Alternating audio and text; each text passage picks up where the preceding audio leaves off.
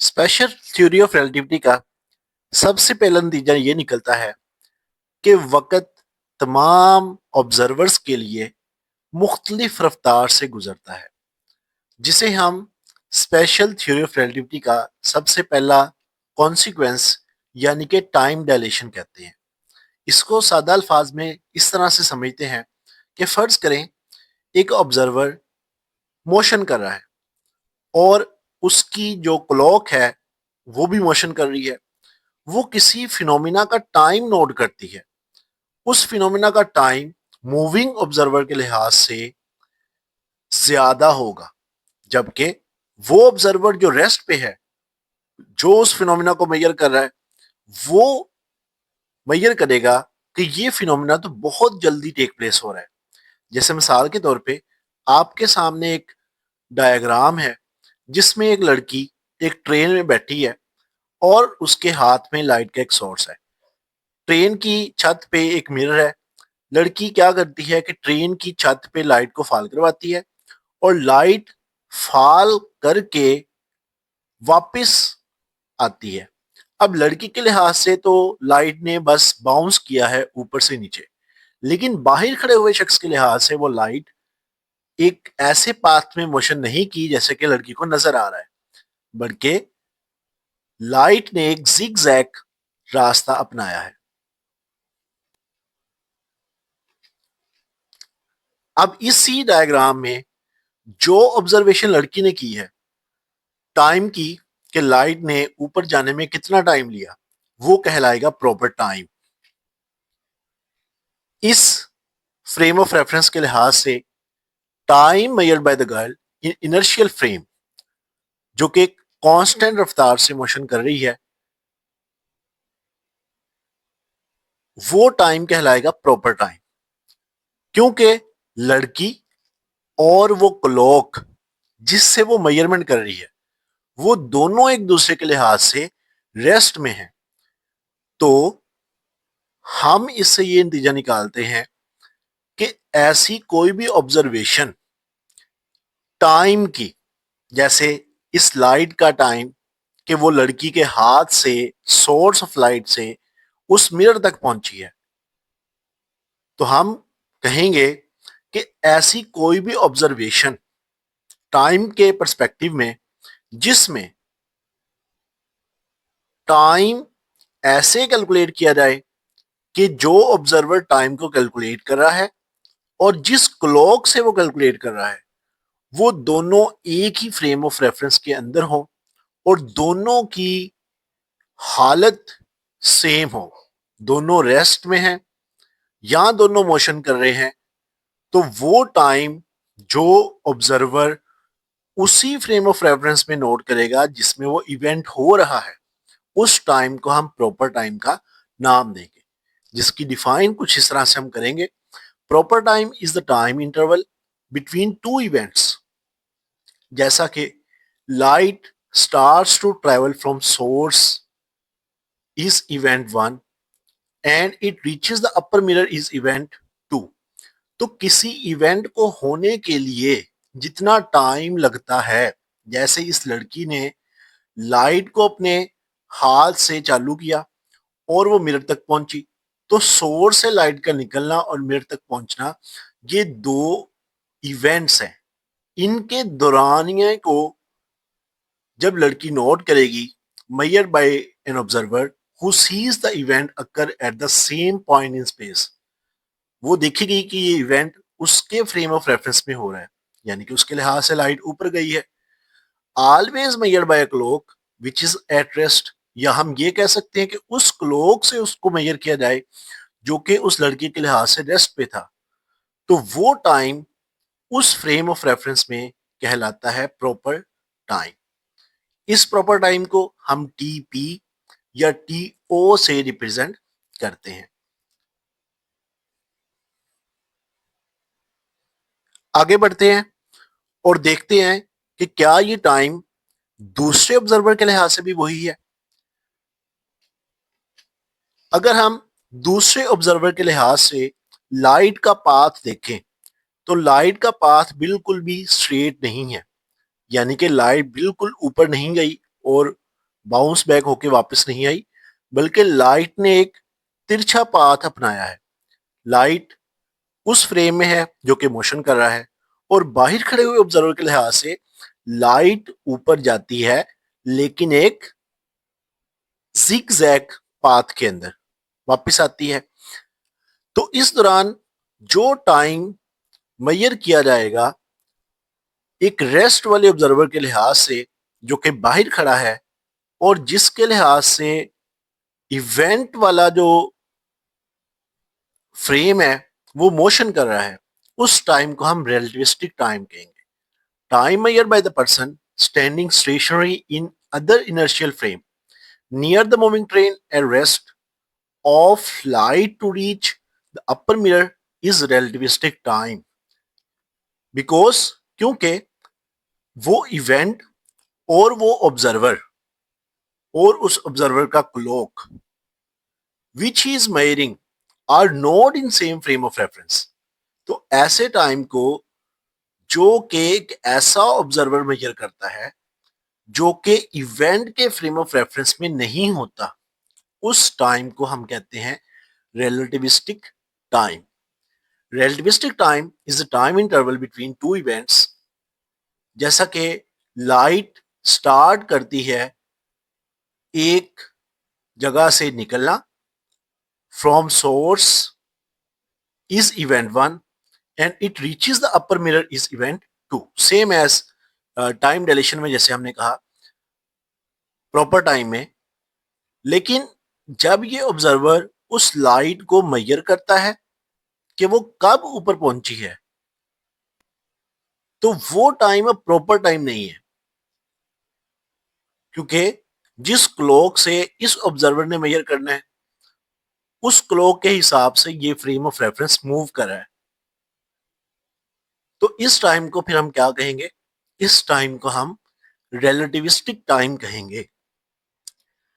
अब ये तो है इनकी प्रॉपर डेफिनेशन या एक्सप्लेनेशन, लेकिन इंपॉर्टेंट ये है कि ये दोनों टाइम्स आया क्या सेम है या ये दोनों टाइम्स एक दूसरे से डिफरेंट हैं। और अगर ये दोनों टाइम एक दूसरे से डिफरेंट हैं तो इनमें से किसके लिहाज से लाइट पहले ऊपर गई है, किसके लिहाज से लाइट बाद में ऊपर गई है, या किसके लिए टाइम फास्ट मूव कर रहा है और किसके लिए टाइम स्लो मूव कर रहा है। आइए इस बात को समझते हैं नेक्स्ट एक डेरिवेशन में, और हम रिलेटिविस्टिक टाइम और प्रॉपर टाइम का आपस में एक रिलेशन कायम करते हैं। लाइट की मोशन और उस ट्रेन की मोशन की एक डायग्राम यहाँ पे आपके सामने है। अब इस डायग्राम में जो बेस है वो रिप्रेजेंट कर रही है ट्रेन की स्पीड को। अब ट्रेन फर्स्ट पॉइंट से लेकर सेकंड पॉइंट तक जो डिस्टेंस कवर करती है, अगर वो डिस्टेंस का हाफ हम करें तो वो हाफ बराबर होगा VT/2 के। इसी तरह से लाइट को रेस्ट वाले ऑब्जर्वर के लिहाज से, बाहर वाले ऑब्जर्वर के लिहाज से, उस पर्सन के लिहाज से नीचे से ऊपर मिरर तक पहुंचने में जो एक तिरछा पाथ अपनाना पड़ता है, उस वक्त उसका जो तय करदा डिस्टेंस है वो है CT/2। लेकिन लड़की के लिहाज से लाइट ने जो डिस्टेंस ट्रेवल किया है वो उसके हाथ से लेकर, यानी कि सोर्स ऑफ लाइट से लेकर मिरर तक है, और वो डिस्टेंस D है। तो यहाँ पे इन तीनों क्वांटिटीज को मेंशन किया गया है। Distance covered by light to reach upper mirror according to girl is D। Distance covered by light to reach upper mirror observed by person outside the train is CT/2. Distance covered by girl as light read upper mirror by person outside the train is VT/2। लेकिन इस बात में आपने याद रखना है कि speed of light which is same for both observer and v is speed of moving train with respect to the person। Speed of light क्यों सेम है? क्योंकि आइंस्टाइन की स्पेशल थ्योरी ऑफ रिलेटिविटी यही कहती है कि स्पीड ऑफ लाइट तमाम observers के लिए सेम होगी, चाहे वो मूविंग ऑब्जर्वर है चाहे वो रेस्ट वाला ऑब्जर्वर है। तो जो डिस्टेंस कवर करने में d लड़की के लिहाज से स्पीड ऑफ लाइट होगी, वही जिग-जैग पाथ में लाइट को डिस्टेंस कवर करने में बाहर वाले शख्स के लिहाज से स्पीड ऑफ लाइट होगी। इसका आगे जाके एक जगह दोबारा से रेफरेंस आएगा, तो उसको हम रिपीट करेंगे। आगे बढ़ते हैं और इनकी डेरिवेशन की तरफ जाते हैं।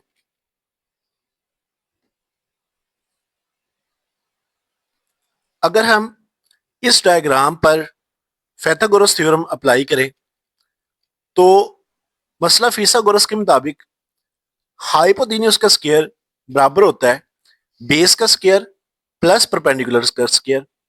इस डायग्राम में सी टी ओवर 2 का स्क्वायर हाइपोटेन्यूज की वैल्यू में आएगा, वी टी ओवर 2 जो कि बेस को रिप्रेजेंट कर रहा है का स्क्वायर बेस के स्क्वायर में आएगा, और वर्टिकल या परपेंडिकुलर जिसको डी रिप्रेजेंट कर रहा है उसके लिए डी का स्क्वायर आएगा।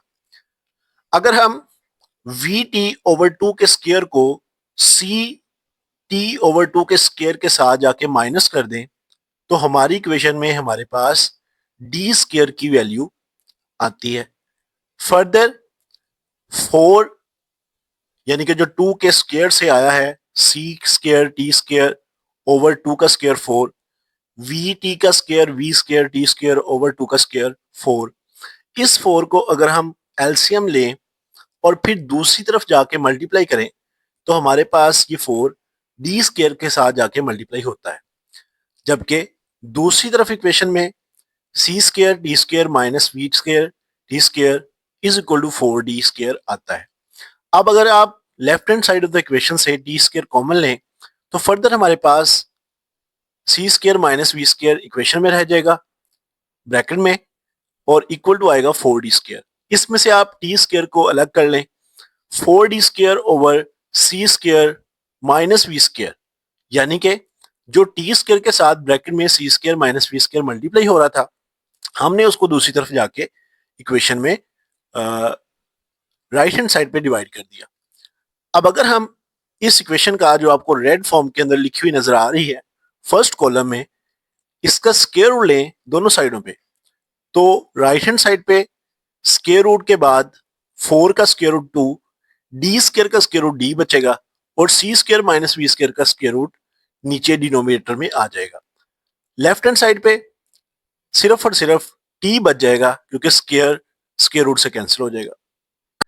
फर्दर अगर आप डिनोमिनेटर में सी स्क्वायर को कॉमन लें तो सी स्क्वायर को कॉमन लेने पर या डिनोमिनेटर को सी स्क्वायर से मल्टीप्लाई और डिवाइड करने पर अंडर रूट में हमारे पास हासिल होता है c square into 1 minus v square over c square.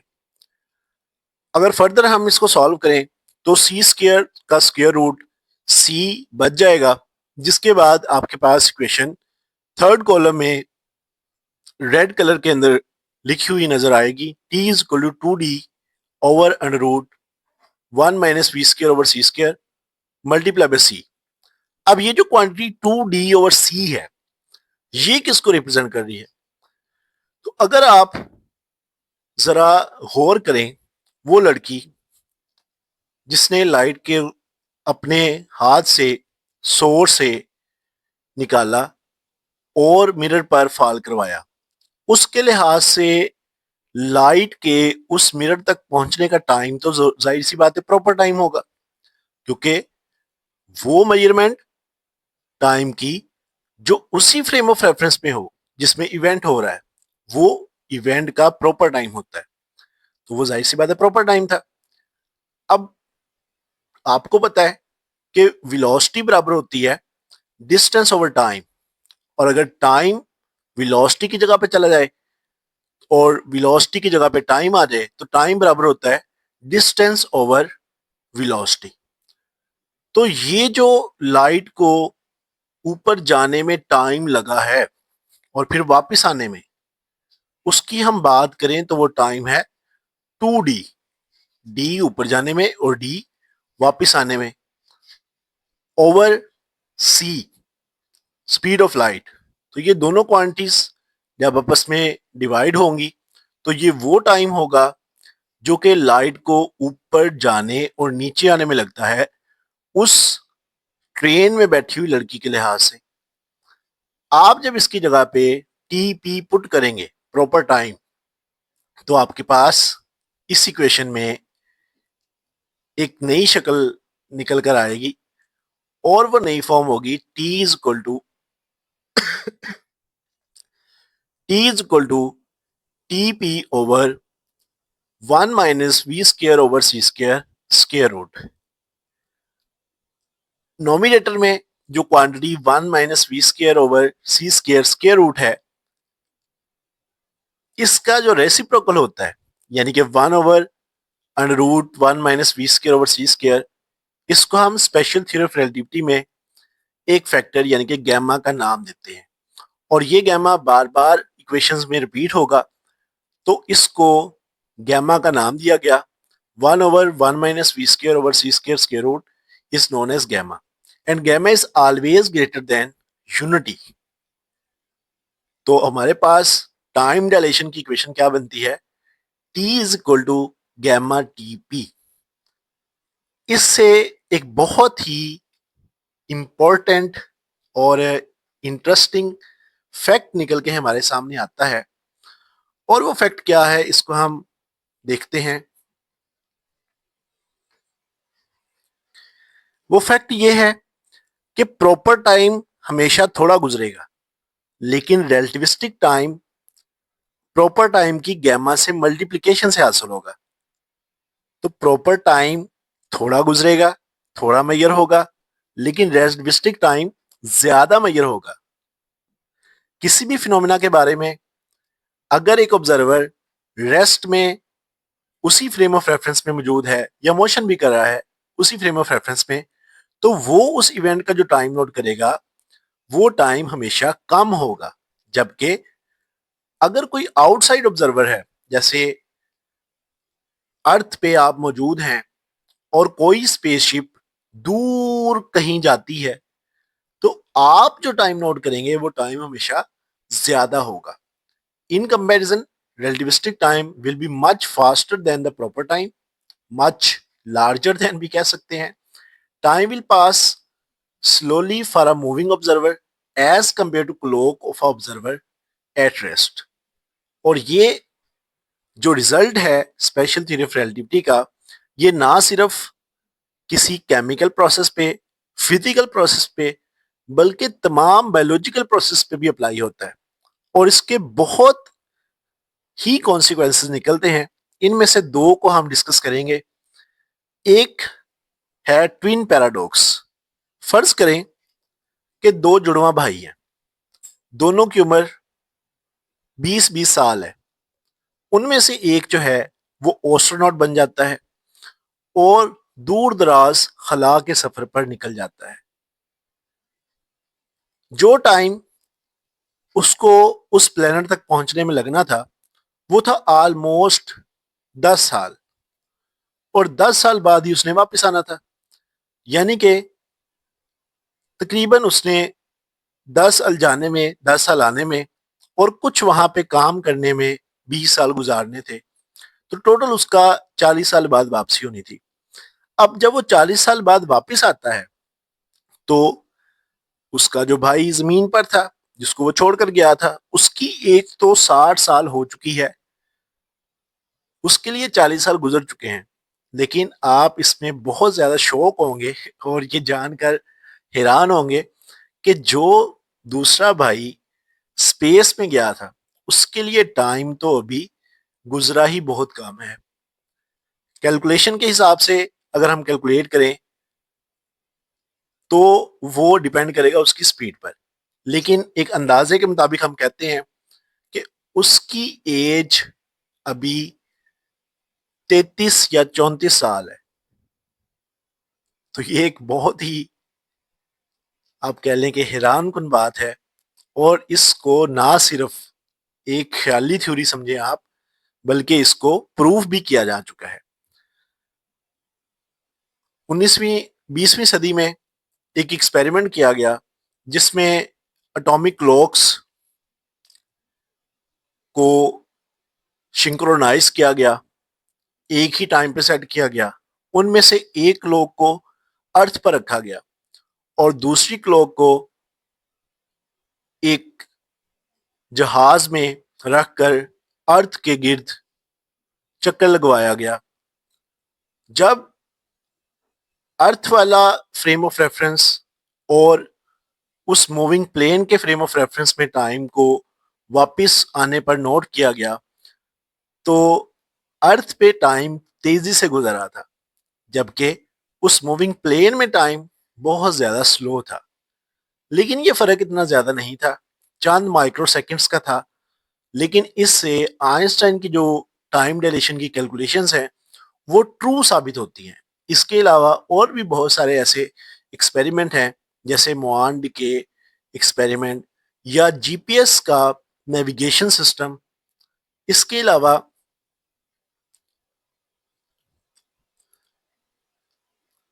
Different processes Einstein की टाइम डायलेशन के अकॉर्डिंग ही कैलकुलेट होते हैं और इसके मुताबिक ही ट्रू हैं।